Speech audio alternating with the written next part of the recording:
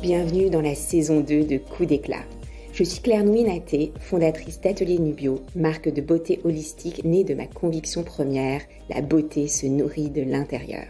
Dans cette saison 2, mes invités vont partager avec précision le rituel qui leur fait le plus de bien en ce moment. J'espère qu'il vous inspirera et vous donnera envie de le pratiquer aussi, aujourd'hui ou peut-être plus tard. La mission de Coup d'éclat, c'est de vous donner envie d'explorer votre propre chemin, d'être autonome, d'être l'aventurière bienveillante de votre beauté et vitalité à travers les saisons et les âges.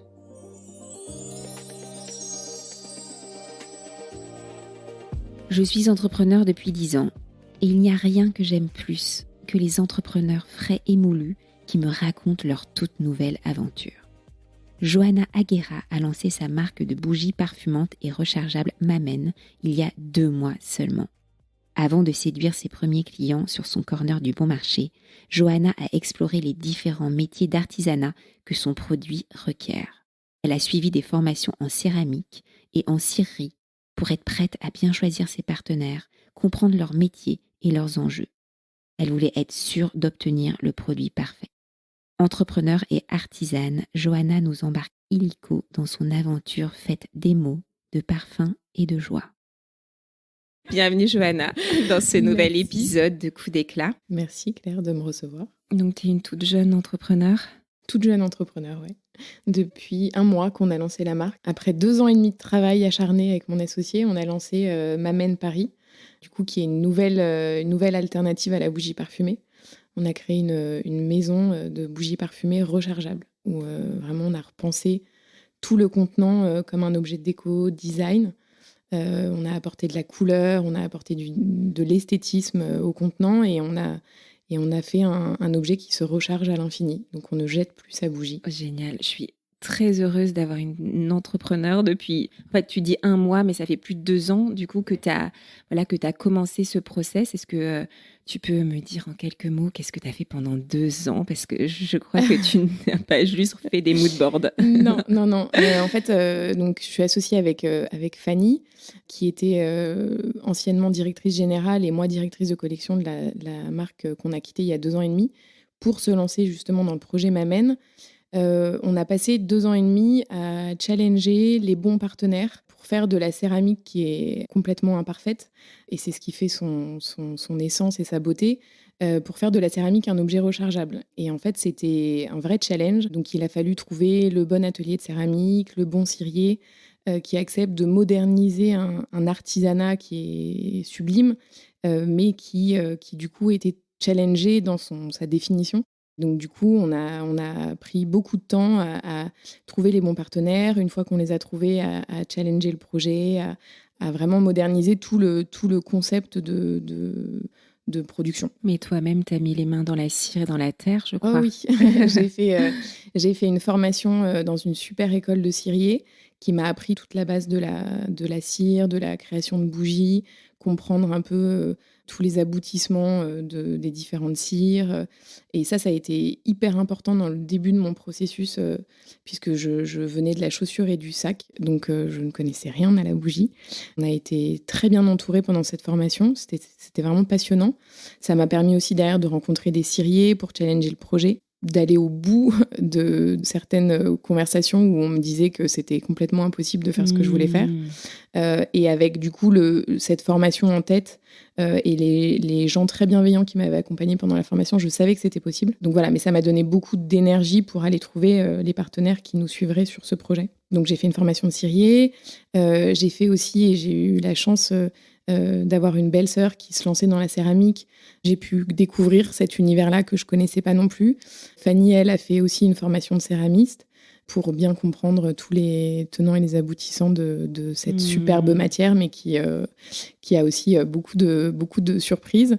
Et voilà, et pareil, on est allé s'entourer d'un atelier de céramique qui est extraordinaire, qui est au nord de Lisbonne, où c'est vraiment où là, le savoir-faire de la faïence est.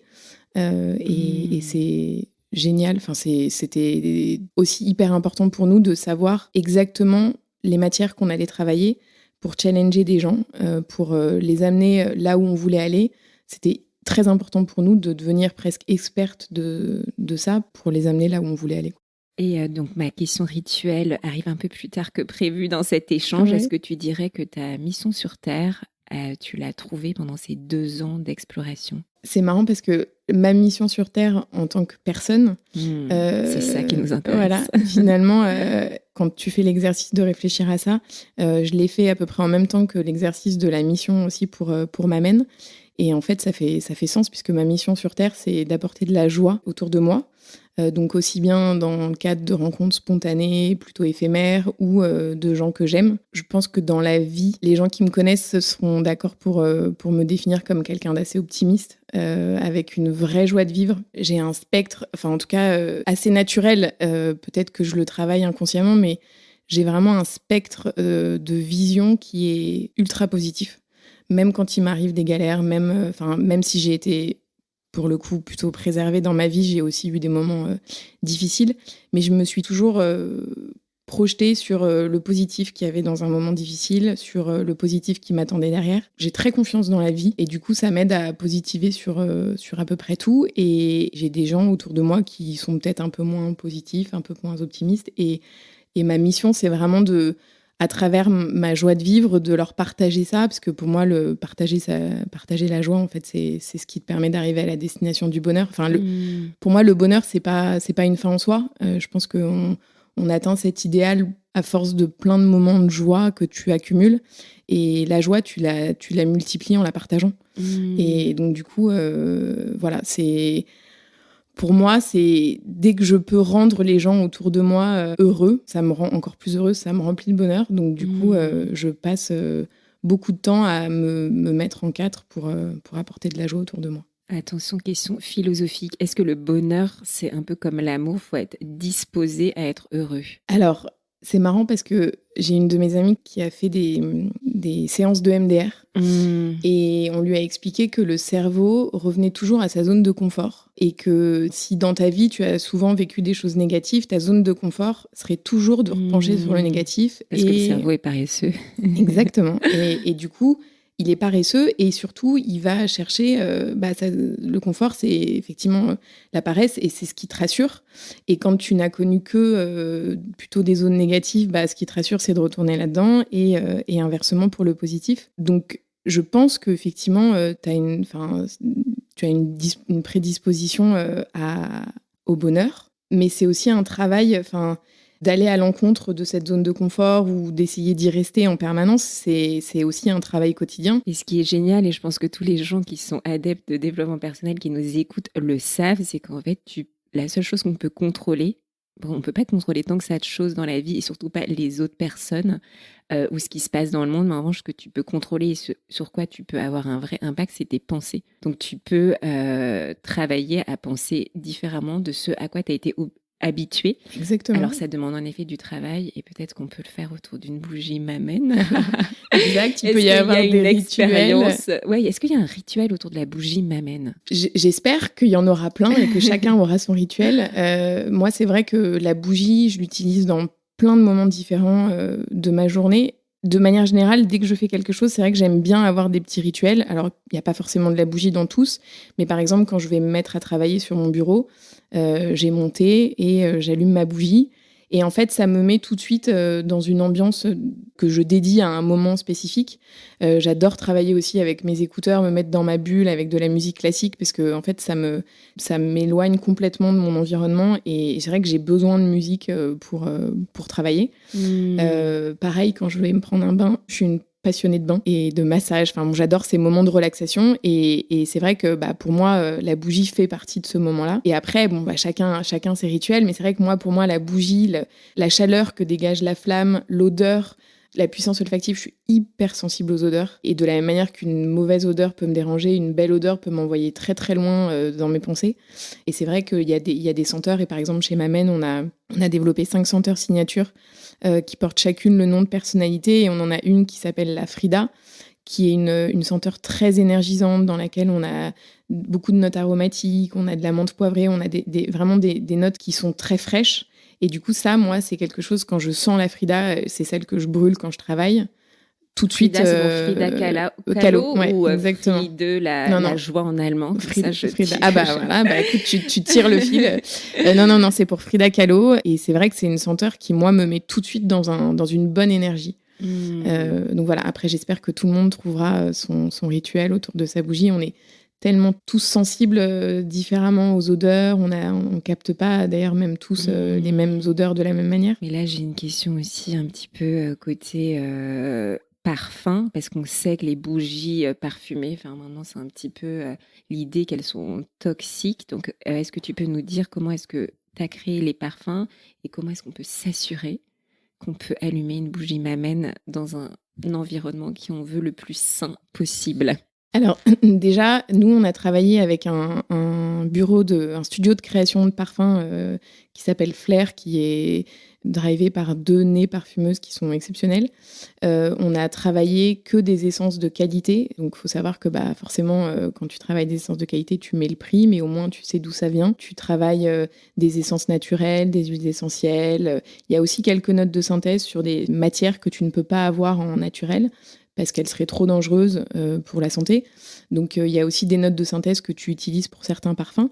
Donc, nous, on a vraiment fait le choix de ne travailler que sur des parfums sur mesure, développés avec des essences de qualité, avec des expertes, où on est vraiment allé chercher le savoir-faire. Elles savent très bien faire des belles choses et des bonnes choses. C'est devenu un peu un gadget, la bougie parfumée. C'est ça. En fait, il y a beaucoup de gens qui font de la bougie parfumée et qui ne savent pas le faire. Donc, c'est-à-dire que la composition de la cire n'est pas bonne.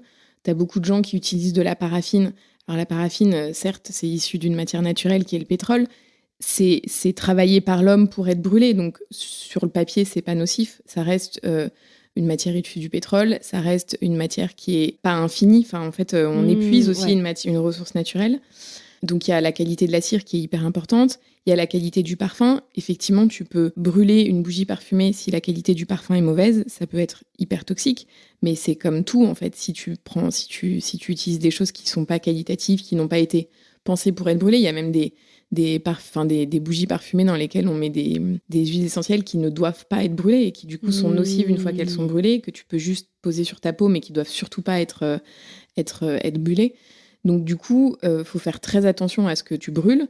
Mais le fait de brûler un parfum n'est pas nocif. Le fait de brûler une bougie parfumée n'est pas nocive. Il y a juste des choses à respecter pour la bougie parfumée qui sont, comme dans plein d'autres produits que tu utilises, tu as des conseils d'utilisation. Donc, une fois que tu as allumé ta bougie, ce qui est recommandé, c'est de ne pas la laisser brûler plus de 2-3 heures dans un espace confiné.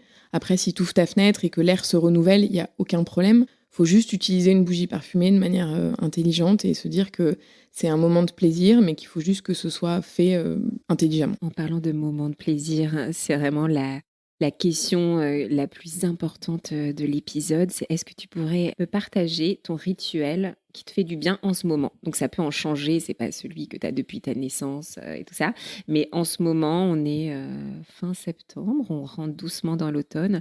Qu'est-ce que tu fais quand tu sens que Mamène commence à prendre un peu trop de place dans ta tête, que tu as besoin juste, tu vois, de ce moment juste pour toi? Qu'est-ce que tu fais dans les moindres détails? Alors écoute, j'ai plusieurs petites choses. Je suis pas de nature, je suis pas une personne à avoir des rituels beauté ou bien-être. Je suis plutôt opportuniste, c'est-à-dire que quand je ressens le besoin de faire quelque chose, je vais le faire. Ça peut durer 1 mois, ça peut durer 20 ans, mais je vais pas m'enfermer dans une routine. Il y a une chose pour le coup, et après je reviendrai peut-être sur des choses plus récentes, mais il y a une chose que je fais depuis très longtemps et bon, c'est plutôt peu commun, mais je sais qu'il y en a d'autres qui le partagent, donc je me sentirai moins seule peut-être. Je suis très sensible au bruit de manière générale et au bruit blanc. Alors le bruit blanc, en fait, c'est des sons qui sont sur la même fréquence, qui sont continus et réguliers. Et par exemple, quand je vais avoir un moment d'angoisse ou un moment de stress intense où je vais avoir besoin d'instantanément sortir de l'état émotionnel dans lequel je suis, je vais prendre un séchoir. Un sèche-cheveux. Un sèche-cheveux, voilà, exactement. Je vais me mettre dans un endroit plutôt calme, donc ça peut être sur mon lit ou dans un fauteuil, et je vais allumer le séchoir. Et le simple fait de fermer les yeux, de me mettre dans un exercice de respiration et d'entendre ce bruit de sèche-cheveux m'apaise instantanément. Et c'est assez magique. Et ça peut me le faire, alors ça le fait rarement aussi bien, puisque en général, l'environnement n'est pas le même, mais les bruits blancs, c'est aussi les aspirateurs, les ventilateurs. Tu vois, par exemple, quand je dors avec un ventilateur, je dors extrêmement bien, parce que c'est comme si on me berçait toute la nuit. Et c'est des bruits qui m'apaisent. Et c'est vrai que quand j'ai besoin de redescendre en intensité, si le contexte dans lequel je suis me permet de le faire, je vais faire ça instantanément. Ça me fait... Donc ça marche même quand tu l'as pas décidé. Ouais. C'est-à-dire qu'un bruit, même... ok. Vraiment. Sur moi, c'est vraiment instantané et ça marche très très bien. Je sais que ça marche très bien sur les bébés pour les endormir. Donc, je dois avoir gardé cette âme de bébé. Ouais, il y a des applis de bruit blanc.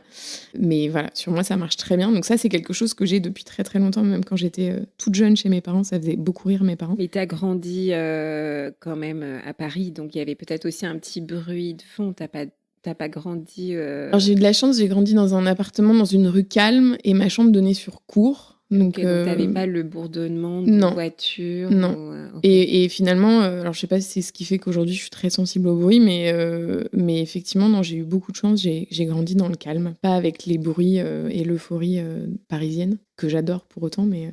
Et comme moi, je suis fan des rituels autour du bain, quelle bougie tu as en ce moment à côté de ta baignoire et que tu allumes pour un bain de transition? Parce que comme on a glissé vers l'automne, c'est aussi des moments aussi de célébrer qu'est-ce qu'on veut manifester cet automne. Après, ça arrive juste, tu sais, après la vague de septembre. La vague de rentrée. L'automne, c'est vraiment le moment où on peut se dire, en fait, de quoi on a envie.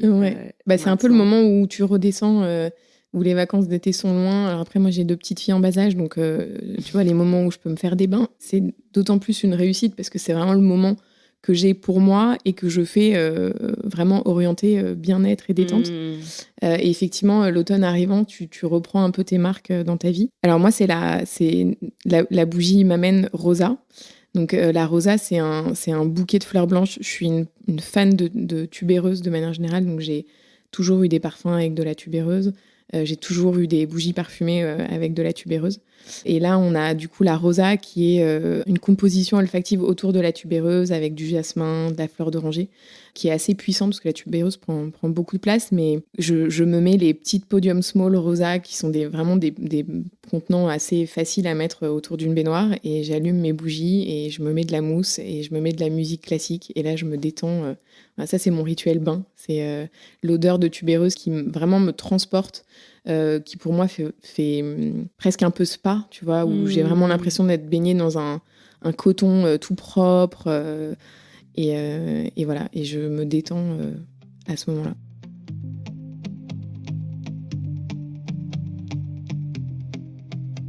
C'est la moitié de l'épisode. On prend le temps d'inspirer et d'expirer toutes les pensées et les sensations qui ne nous servent pas ou plus. On se reconnecte à notre corps et on s'apprête à accueillir la suite de l'histoire de Johanna. La rentrée l'a un peu lessivée et elle juge sa peau, pourtant magnifique, un peu terne. C'est vrai qu'à l'arrivée des premiers jours gris d'automne, on a tous envie d'un éclat éblouissant. Atelier Nubio a formulé On veut l'éclat ultime, un nouveau complément naturel et sain à base du triple actif collagène, élastine et acide hyaluronique associé au SOD de melon, bio du Roussillon, mon actif préféré, et de zinc. Ces bienfaits sont visibles dès 15 jours, validés par études cliniques sur l'hydratation, l'élasticité de la peau et la réduction des taches. À commander sur ateliernubio.fr ou à la boutique 4 rue Paul Bert à Paris dans le 11e. Cette conversation est vraiment très fluide parce que la question d'après est sur est-ce qu'il y a une plante totem dans ta vie, une plante qui t'apaise, mais tu as déjà répondu à moitié ou tu penses à une autre? Non, figure-toi que ce n'est pas la tubéreuse qui, elle, est une fleur, mais la plante que j'ai pris beaucoup de temps à découvrir, c'est l'immortelle. Et alors, encore une fois, c'est marrant parce que quand dans la vie, les choses se mettent en place et que c'est assez facile, moi, je ressens un peu ça avec Mamène. En fait, pendant des années, j'ai passé mes vacances dans le sud-ouest et il y avait une odeur que j'assimilais aux dunes sans trop savoir ce que c'était. Une odeur un peu liquoreuse, un peu, tu vois, de caramel, de café, et que je ne sentais que dans certaines dunes quand je passais de la route à la plage. et que j'ai gardé en moi sans forcément identifier et sans avoir besoin de l'identifier. C'était les dunes d'où ? Alors, c'était les dunes de l'île d'Oléron, Ok. que j'ai retrouvées après dans les dunes du sud-ouest, parce que j'ai passé aussi beaucoup d'été vers Biarritz et Saint-Jean-de-Luz. Et en fait, c'est une odeur, quand on a commencé au tout début sur Mamène à réfléchir ensemble aux odeurs qui nous parlaient, qui nous faisaient, enfin voilà, qui nous transportaient dans un décor. On a toutes les deux fait référence à l'odeur du sable chaud, de la plage, des dunes. Et sauf qu'aucune de nous deux ne savait identifier que c'était l'immortel. Et quand on a commencé notre travail avec Flair, notre studio de création de parfums, donc là, pour la première fois, je parlais à des professionnels et donc je leur décrivais un peu les odeurs qui me faisaient du bien, dont celle-ci. Et là, direct, les filles m'ont dit c'est l'immortel. Et en fait, on a creusé un peu. Et alors, ce qui est marrant, c'est que l'immortel, c'est une plante qui ne fane jamais. Très utilisée en cosmétique. Très utilisée en cosmétique et contre le vieillissement. Enfin, voilà, qui a beaucoup de vertus. Qui en parfumerie, et c'est d'ailleurs pour ça que pour l'instant, elle n'est pas encore sur un de nos parfums, parce qu'elle est très complexe à travailler. Parce que en fonction des saisons et en fonction du soleil, elle a des notes très différentes. Donc, elle peut être très épicée avec des notes de curry où tu vas vraiment ressentir quelque chose qui prend beaucoup de place. Elle peut être très liquoreuse, que je disais tout à l'heure, avec effectivement du café, du miel. Et puis après, elle peut passer sur des notes plutôt de noix. Enfin, tu vois, elle a vraiment, selon l'année et selon la floraison de ces petites boules jaunes, elle a des odeurs très différentes. Donc, elle est très complexe à capter en parfumerie parce que du coup, elle est très compliquée à habiller avec d'autres choses. Donc, nos parfumeuses sont sur le coup et essayent de nous faire un superbe parfum autour de ça. Parce qu'en plus, c'est des notes parfois aussi, elle a des notes de... T'as l'impression de sentir du tabac, tu vois, mais un tabac, non, mais j'allais dire, bon je tabac. vois totalement ce dont tu parles, mais je sens totalement, parce que moi, je suis née, en effet, près de la mer, et il y avait des dunes. Alors, je savais pas que c'était l'immortel, mais en effet, je vois exactement en fait, c'est un buisson, c'est un gros buisson assez dufteux, et t'as plein de petites boules jaunes tout au long de l'année. Est-ce que t'as une fleur qui est propre aux dunes? En fait, il y a plein de choses que l'Oya, par exemple. Après, je sais pas si tes dunes, en tout cas mes dunes de Sainte-Anne. Bah si, parce que c'est à peu près la même. Il y a des Oyas, mais pour côté. moi, c'est pas les plantes qui sentent cette odeur un peu là, qui est l'immortel. En fait, il y a d'autres. Je pense il doit y avoir plein de sable qui sentent ça, en effet. Mais il y a tout un tas de plantes qu'on trouve uniquement dans les dunes. Et en général, c'est des lieux un peu préservés parce que même les oiseaux qu'il y a, c'est vraiment très spécifique. Mais après, je pense que ça dépend peut-être des dunes. Il doit y avoir plein de variétés, mais je pense que c'est vraiment... Oui, dunes du Pilat, tu as beaucoup moins de végétation. Mais je pense que ça doit dépendre des dunes. Mais en tout cas, je sais que l'immortel, c'est vraiment une plante de dune. Mais alors, ce qui est drôle, c'est que j'ai un buisson dans mon impasse à côté de la maison où je ne sais pas par quel miracle, à Paris, je ne sais pas par quel miracle, il y a un buisson d'immortel. Et il y a des mouettes aussi à Paris. Donc voilà, c'est ça. Donc, Paris, il y a plein de surprises. Mais je sais que effectivement, c'est une plante qui vit au bord de l'eau, qui a besoin de soleil et de vent marin. Donc, mais voilà. Et donc, du coup, les filles sont en train de travailler sur un parfum. Il est complexe à avoir, mais pour moi, c'est une odeur très particulière, très signature, assez puissante. Et donc, on a hâte de continuer la création sur ce parfum-là. Et du coup, c'est marrant parce que quand elles m'ont parlé de cette plante-là et que du coup, j'ai mis le nom sur cette odeur qui me transporte depuis mes 15 ans, ça fait sens aussi parce que l'immortel, finalement, qui fade jamais, on est sur un projet de bougie rechargeable, on ne jette plus sa bougie et où tu as une bougie à l'infini. Et du coup, ça fait sens aussi d'avoir une plante qui me parle et qui s'appelle l'immortel. Je trouvais que c'était marrant. Petite question pour terminer, qui fait écho aux conversations qu'on a eues en off et au début aussi de cet échange, c'est le besoin que tu as eu toi et ton associé d'explorer vraiment les corps de métier nécessaires à la réalisation de votre objet, qui est en effet la cire, la céramique et le parfum. Bon, là, vous avez l'air d'avoir trouvé vos alter-ego avec un duo aussi de nez. J'ai le sentiment que c'est quelque chose aussi de très féminin dans l'entrepreneuriat. Chez Atelier Nubio, on a fait un peu la même chose, c'est qu'on s'est attaqué.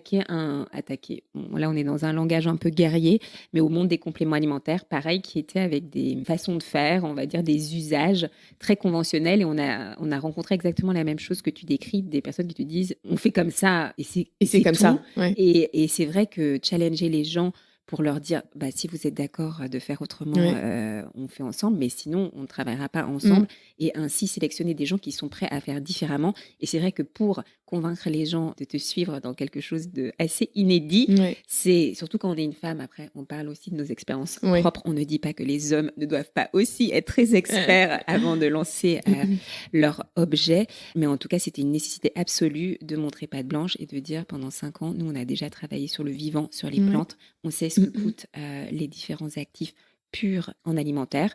Et nous, on veut faire du complément alimentaire comme de l'alimentaire et pas comme du médicament. Ouais. Donc, ce qui est exactement ce que vous avez essayé. Oui, de la même manière de changer les codes traditionnels d'un produit qui est pourtant existant. Et un produit qui est devenu, la bougie parfumée, qui est devenu quand même un peu quelque chose qu'on offre quand on ne sait pas. Enfin, en fait, vous lui avez redonné une authenticité et une vie. Alors que c'était devenu, dans les dernières années, mon mari revenait du PSG, il avait une bougie. Une bougie d'objet publicitaire.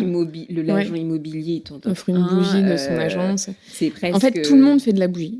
Aujourd'hui, il y a même des marques de prêt-à-porter, des agences immobilières. Après, effectivement, il y a beaucoup de gens qui font de la bougie et beaucoup de gens qui font la même chose. Nous, ce qui était hyper important, c'était effectivement d'aller sur un marché où il y a beaucoup d'acteurs, parce que c'est un marché porteur, que c'est un super produit et que en plus, toutes les deux, en tant que consommatrices, on est des fanas de bougies parfumées. Mais on avait vraiment à cœur de changer les choses et de non seulement bousculer les codes traditionnels par rapport à l'esthétisme, où finalement tout le monde fait un peu la même chose dans l'esthétique. Toutes les bougies aujourd'hui se ressemblent pour la plupart. Alors il y en a qui sont plus audacieux que d'autres, mais nous c'était vraiment un sujet de changer l'esthétique du contenant et surtout de changer son usage en le rendant rechargeable. Et ça, effectivement, c'était pour nous le vrai sujet changeant de ce qui se propose aujourd'hui, c'est que tout le monde fait de la bougie parfumée, mais personne ne fait de la recharge. Donc c'était un vrai gros challenge pour nous. Et effectivement, pour rebondir avec ce que tu disais sur les partenaires, avec Fanny, on est 2 personnalités assez minutieuses, plutôt rigoureuses, jusqu'au boutiste, ce qui parfois est une super qualité, et je pense que ce qui fait qu'on est un bon duo dans le travail, ce qui peut parfois être assez freinant, parce qu'il y a des moments où moi j'avais mon entourage qui me disait « mais vas-y, ça sera jamais parfait, donc à un moment donné, il faut que tu te lances ». Et sauf que bon, avec Fanny, il n'y en a aucune des deux pour rattraper l'autre. On veut toujours que tout soit parfait pour y aller. Mais le fait est que quand on a un projet comme ça qu'on porte, qui est challengeant dans sa définition, que tu disais effectivement d'aller chercher les bons partenaires. En plus, nous, on venait d'un milieu artisanal aussi, puisque la chaussure et le sac, on était vraiment dans du fait main, mais on était dans un environnement très féminin. Là, on arrivait dans des usines familiales avec des savoir-faire générationnels, mais principalement portés par des hommes. Donc, on a vraiment ressenti ce besoin de connaître parfaitement notre sujet pour s'affronter. Qui reconnaissent leur père. Voilà, exactement, et qui nous prennent au sérieux aussi. Mais même nous, on avait ressenti le besoin de se dire... Je peux pas aller voir quelqu'un dont c'est le métier depuis son arrière-grand-père et lui dire quoi faire si je suis pas certaine qu'il peut le faire, si je suis pas certaine de comprendre ses contraintes, de l'accompagner dans ses contraintes. On a aussi, et heureusement d'ailleurs, parce qu'on n'aurait jamais pu faire ce projet sans lui, on a un designer industriel qui nous a accompagnés depuis le tout début du projet, qui a aussi rendu possible tout notre travail de recherche et développement pendant ces 2 ans et demi. Parce que même avec les partenaires qui nous ont accompagnés, on a eu plein de moments où on s'est dit, même avec eux, on va jamais y arriver. Et au final, ça aussi, c'est notre mantra avec Fanny, c'est que rien n'est impossible. Et qu'en fait, c'est pas parce que les autres le font pas, c'est pas parce que t'as des obstacles sur ton chemin que tu peux pas y arriver. Il suffit juste de s'accompagner des bonnes personnes qui ont cette même énergie que toi. Et Oscar, pour le coup, c'est ça. Et du coup, voilà, il nous a accompagnés, il nous a vraiment pris la main sur toute la partie technique. Il a accompagné nos partenaires pour les faire aussi grandir sur la production très artisanale. Et on a réussi à relever le défi. Mais parce que on savait d'où on venait, on savait où on voulait aller. On est allé chercher les armes qu'il nous fallait. Tu parlais de guerrière, mais oui, clairement, c'est un combat. L'entrepreneuriat, c'est un combat aussi... avec certaines trêves. Voilà, avec certaines trêves. Et après, c'est extraordinaire de le vivre au quotidien, mais c'est vrai que tu as des moments où où tu te bats, où tu te défends, et puis d'autres moments où tu savoures ta victoire. Donc là, en fait, Mamen a 2 ans de vie, mais 2 mois seulement que c'est lancé. Vous avez votre pop-up au bon marché. Ouais. Et là, est-ce que depuis 2 mois, tu vois déjà quels sont les modèles qui ont accroché ou les senteurs que les gens ont attrapés tout de suite? Tu as déjà... parce qu'en effet, le fait d'être aussi aligné avec ton produit et la mission de ta marque et de ton entreprise, c'est vraiment garant de longévité. Oui. C'est Madame Irma qui parle. Mais en effet, il y a aussi le côté que c'est quand même les clients qui vont choisir, qui vont dire ça me plaît, et ça, t'as beau avoir passé 2 ans avec Oscar, etc., à passer ta vie à te dire ça. Les mailles, mais en fait, je ne le veux pas chez moi. C'est vrai qu'il y a quand même un truc sur lequel, en tant qu'entrepreneur, on a du mal à savoir, c'est surtout quand on fait un bel objet comme ça, avec autant d'histoire, c'est qu'est-ce que le client va attraper. Est-ce que tu peux nous dire, pour clore, quels sont les modèles et les parfums et ce qui a le plus marqué les premiers clients, parce que là, on peut parler des early adopters de Mamen. Qu'est-ce qu'ils t'ont déjà appris en 2 mois? Alors déjà, ce qui est génial, c'est qu'on a beaucoup de chance d'avoir lancé la marque au bon marché, parce que c'est quand même un lieu assez magique où on rencontre des gens qui prennent le temps d'écouter l'histoire de ta marque, ton discours sur le savoir-faire, qui sont sensibles aux belles matières, aux belles choses. Et donc, du coup, c'est vrai que pour nous, c'est assez extraordinaire. Ça fait 1 mois et demi que je suis tous les jours au bon marché pour rencontrer ces early adopters qui sont pour nous un retour inestimable. Là où on est plutôt contente avec Fanny, c'est que nous, pendant 12 ans, notre métier, ça a été de faire des assortiments, d'acheter, de développer des produits en fonction des retours des clients. Donc, on a je pense, ce recul de notre expérience professionnelle précédente. On a ce recul et cette réflexion où c'est vraiment le client avant tout. Donc, on a vraiment pensé nos produits, nos parfums en se mettant à la place du client. Parce que c'est un exercice qu'on savait faire. Là où on est contente, c'est que jusqu'ici, on est plutôt proche de ce qu'on avait imaginé. On a un retour des clients qui est dithyrambique, et c'est nous notre plus belle récompense, c'est que même s'ils n'achètent pas tout de suite, le discours est hyper positif. Ils sont hyper, ils sont fascinés par le travail qu'on a fourni pendant 2 ans et demi pour arriver jusque-là. Ils sont surpris de se rendre compte, en fait, en voyant le produit, que ça n'existait pas avant. Ils sont fans du design, et donc ça, on est hyper contents parce que pareil, ça sortait de nos tripes. Mais on n'a pas raconté ta nuit d'épiphanie sur le modèle. Ah ouais, c'est bon. C'est ça, c'est qu'en fait, pour toi, c'est une évidence. Tu dessines ça une nuit et t'as l'impression que tout est dit, et en fait derrière, faut le challenger, et c'est là la plus belle récompense, c'est quand les gens te disent que le produit est trop beau, que ça a attiré leurs yeux. Voilà, que tout ce qu'on s'est posé comme question sur le produit et sur les parfums, finalement, est vu. Donc ça, c'est génial. Et sur le parfum, on avait identifié, nous, un parfum qu'on définit comme notre parfum signature, qui est la Simone, qui est peut-être le parfum le plus audacieux, très épicé, avec beaucoup de personnalité, dans lequel on a de la cardamome, du piment, du tonka, qui est très fort. On l'avait identifié comme notre parfum signature, parce que pour nous, c'était celui qui révélait le plus la personnalité de Mamen. Et il s'avère qu'effectivement, dans le peu de recul qu'on a aujourd'hui sur les ventes, c'est le parfum préféré de nos clientes. Génial. Je vais me raconter. En fait, personne ne l'aime. Non. Trompé. Non, c'est celui sur lequel les gens s'arrêtent le plus. En disant c'est nouveau, en même temps c'est hyper puissant. Non, on est hyper contente de voir que ce parfum qu'on a pensé vraiment dans l'ADN de Mamen, le plus intensément dans cet ADN-là, est celui qui fait le plus d'effet aux gens à qui on le fait sentir. Une dernière question, parce que finalement, j'ai tellement de curiosité pour ta marque. Est-ce que là, tes premiers clients, ils achètent pour eux ou ils achètent pour offrir? Parce que là, on est sur un produit qui peut à la fois être pour soi et pour offrir. Après, il y a le twist que c'est rechargeable. Donc, quand t'offres à quelqu'un, si tu veux vraiment vivre l'expérience Mamen, il faut que lui-même, une fois qu'il aura brûlé sa bougie, rachète la recharge. C'est assez malin en termes de repeats, comme on dit. Ce qui est sûr, c'est que la bougie parfumée est un des produits les plus appréciés en cadeau. Donc, toutes nos pièces, on les a pensées pour qu'elles soient offertes. Donc, tu vois, de du design, du concept, de l'écrin qu'on a développé, où tu as vraiment l'impression d'ouvrir un bijou, tu vois.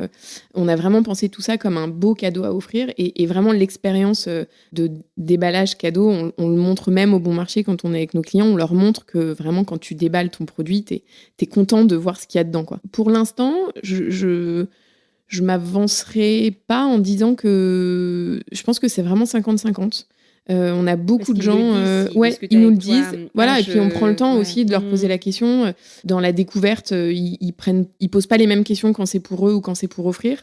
Mais du coup, non, on a beaucoup de gens qui allaient à la concurrence au bon marché et qui, en passant devant notre stand, nous disent j'avais pas du tout prévu de pas acheter là où j'allais. Et au final, je trouve que ça fait sens. Enfin, c'est un super beau projet. Donc les diptyques pour ma belle-mère et ma mère pour moi. Voilà, exactement. Diptyque va me détester. Et voilà. Et donc, du coup, non, on a vraiment ce double achat où il y en a qui sont hyper contents pour eux de découvrir et d'être un peu prescripteurs et de se dire je vais faire le test. Et puis, c'est plus audacieux d'offrir Mamen qu'une marque très... en fait, tu racontes une histoire. Ouais. Et ça, pour le coup, on s'en est rendu compte. Les gens qui achètent pour offrir sont hyper contents d'être prescripteurs et de dire, en fait, toutes les informations que là, j'ai écoutées... c'est vrai que quand c'est nous, même, on a une super équipe de conseillers de vente. C'est notre bébé. Et donc, on donne toute cette énergie aux gens qu'on rencontre. Et pour la plupart, ils la captent assez bien. Et ils sont hyper contents de se dire qu'ils vont retransmettre cette énergie aux gens à qui ils vont l'offrir, qui vont raconter d'histoires. Et je pense qu'ils sont fiers aussi. Enfin, nous, on a vraiment pensé ces pièces-là pour être fiers de les offrir en disant que c'est un objet désirable, qui fait plaisir et qui en même temps est responsable. Et voilà, faire de la bougie parfumée un objet vertueux, c'était un challenge. Et les gens sont contents de pouvoir dire qu'ils offrent un cadeau responsable, je pense. Et donc, du coup, on se rend compte que c'est un vrai achat plaisir. Et il y en a plein qui le prennent pour eux et qui se disent, je reviendrai pour l'offrir. Donc non, on est donc hyper aujourd'hui, on peut trouver Mamen donc sur le site internet, on peut commander en ligne et autrement on en livre partout en France et en exclusivité au bon marché. Là pour l'instant on est sur une expo qui s'appelle Olé Olé, qui est l'expo de rentrée. À partir du 26 octobre on passe sur l'expo de Noël au premier étage du bon marché, qui est du coup l'exposition éphémère de Noël jusqu'au 5 janvier. Okay. Donc on a aussi les équipes du bon marché qui nous font super confiance. La proportion cadeau va peut-être... en tout cas du discours des gens qui passent nous disent « Ah là là, c'est génial que vous soyez là jusqu'à Noël, on repassera ». Donc on a l'impression qu'on va être le mieux, c'est qu'ils se l'offrent en septembre-octobre et qu'ils l'offrent exactement. Ensuite. Mais ce qui est génial, c'est que nous, on est hyper contente de voir que les recharges qu'on avait plutôt envisagées qui font partie de notre collection, puisque c'est vraiment l'ancrage de notre concept, on s'était dit que les gens allaient plutôt l'acheter en temps 2. Et en fait, là où on est hyper contente, c'est que la plupart des gens qui achètent une bougie prennent une recharge d'un autre parfum. Parce que souvent, ils aiment bien... on a remarqué aussi que nos parfums marchent en duo. Quand il y en a un qui aime, par exemple, Frida, on est quasiment certaine qu'ils vont aimer Andy et sur un autre duo aussi. Audacieux. Voilà. Et du coup, c'est vrai que on est hyper contente de voir qu'ils jouent le jeu tout de suite de la recharge, qu'ils sont trop contents de se dire qu'en fait, ils vont plus avoir peur d'allumer leur bougie, parce qu'il y a tellement de gens aujourd'hui qui te disent « j'ose pas l'allumer parce que c'est trop beau et que derrière, je vais devoir l'acheter parce qu'elle sera vide ». Et donc, voilà, ils se disent avec ma recharge, je vais déculpabiliser le fait d'allumer ma bougie et d'avoir vraiment ce plaisir. Puis c'est toujours un peu dur de choisir les parfums, c'est comme choisir des couleurs de rouge à lèvres, hein. T'hésites toujours entre deux. Donc voilà. En plus, t'as la recharge. Donc là, t'as ta recharge, tu déculpabilises. T'as pas besoin de racheter 2 packs de packaging. Et même, tu vois, dans le cadeau, on a aussi réalisé que le fait de pouvoir dire quand tu l'offres, et il y a plein d'autres parfums que tu pourras aller découvrir, et tu peux même changer de parfum une fois que ta bougie est terminée. C'est sympa aussi parce que du coup, tu ouvres aussi des possibilités. T'es rentré avec un parfum, mais derrière, tu peux aussi te faire ta propre bougie. Donc, les gens sont contents d'offrir ça. On a vraiment hâte d'allumer une petite bougie pour le prochain rituel de bonheur de la journée. J'espère qu'il va arriver très vite. En tout cas, c'était un plaisir d'échanger sur... on sent toute l'énergie infinie des démarrages entrepreneuriaux. Et merci de m'en nourrir après 10 ans. Mais non, mais je pense que... Je le vois aussi à travers toi. J'ai l'impression que ça ne s'arrête jamais. Donc la flamme ne s'éteint jamais. C'est ça. Merci beaucoup. Merci à toi. J'espère que cet épisode vous a plu et vous a donné envie d'allumer une bougie avant de vous adonner à un moment de créativité ou d'apaisement. Mon podcast Coup d'éclat bénéficie de vos notes et commentaires. Partagez-moi votre commentaire sur Apple Podcast et je vous offre mon livre « Mes routines du matin ». Envoyez-moi simplement la capture d'écran de votre commentaire par email à claire@ateliernubio.fr. Bonus, soufflez-moi des mots doux et des noms d'invités. J'ai hâte de vous lire.